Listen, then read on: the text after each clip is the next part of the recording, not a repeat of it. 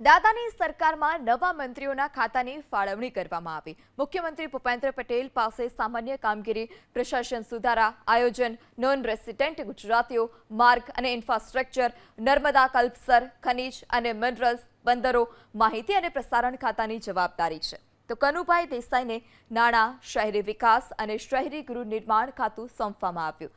તો જીતુ વાઘાણીને કૃષિ અને ખેડૂત કલ્યાણ, સહકાર, પશુપાલન, ગૌ સંવર્ધન, મત્સ્ય ઉદ્યોગ, પ્રોટોકોલ વિભાગ સોંપવામાં આવ્યું છે। ઋષિકેશ પટેલને ઉર્જા અને પેટ્રોકેમિકલ્સ, પંચાયત અને ગ્રામ ગૃહ નિર્માણ, વૈધાનિક અને સંસદીય બાબતોના મંત્રી બનાવવામાં આવ્યા। આ તરફ કુંવરજી બાવળિયા કે જેઓને શ્રમ, કૌશલ્ય વિકાસ અને રોજગાર, ગ્રામ વિકાસ મંત્રી બનાવવામાં આવ્યા। નરેશ પટેલની વાત કરવામાં આવે તો નરેશ પટેલને આદિજાતિ વિકાસ, કુટીર, ખાદી અને ગ્રામ ઉદ્યોગ વિભાગ સોંપવામાં આવ્યું છે।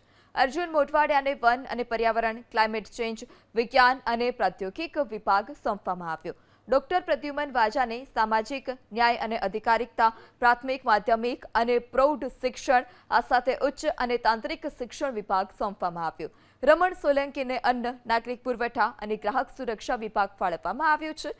તો આ તરફ જીતુ વાઘાણી, કુંવરજી બાવળિયા અને ઋષિકેશ પટેલના કાર્યાલય સ્વર્ણિમ સંકુલ 1ના બીજા માળે છે।